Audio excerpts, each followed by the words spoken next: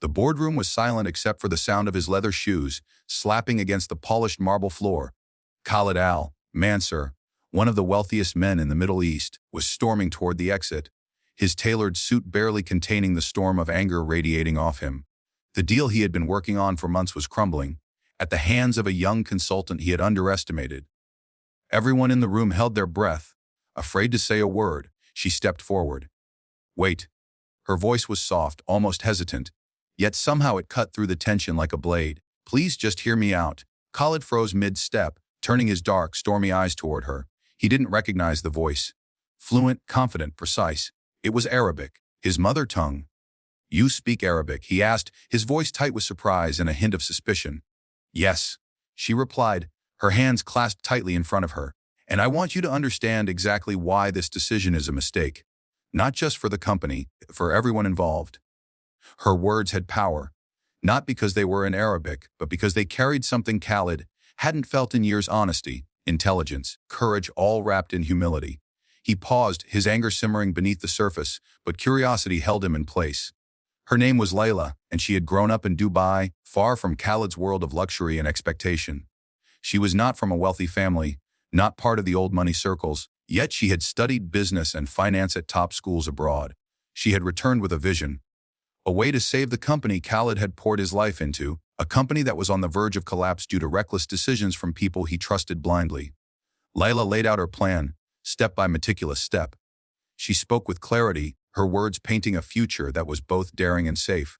She addressed every risk, every fear, every concern Khalid had, yet she did it with empathy, never condescension. She spoke of people, employees, families, communities, whose lives were entwined with his decisions.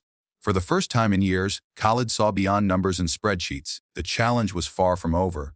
Khalid's pride was a mountain, and he had never been one to admit he might be wrong. He listened, argued, questioned, and even threatened to walk out again. Layla stayed calm, never flinching, answering every objection with a combination of data and heart.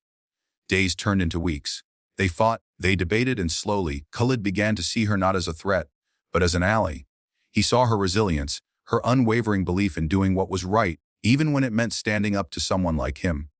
And as he watched her navigate the treacherous waters of corporate politics, he realized something he hadn't allowed himself to feel in years: trust. Their final confrontation wasn't loud. It wasn't dramatic. It was quiet. In the corner of his office, as the sun dipped behind the skyline, Khalid leaned back in his chair, exhausted but finally smiling. "I underestimated you," he said, his voice low. "I didn't think someone could see the world the way you do." Layla smiled, relief washing over her. "Sometimes, we need someone to remind us why we started in the first place." The deal was saved, the company stabilized, and Khalid found himself changed, not by money, not by power, but by the courage of someone willing to speak truth, even when it terrified them.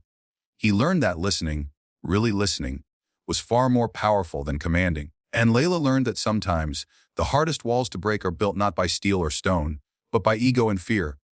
Months later, Khalid would speak at a conference, sharing his story. "I met a woman who reminded me what it meant to lead with heart," he told the audience, his voice steady. "And in that moment, I realized that true strength isn't measured by wealth or power.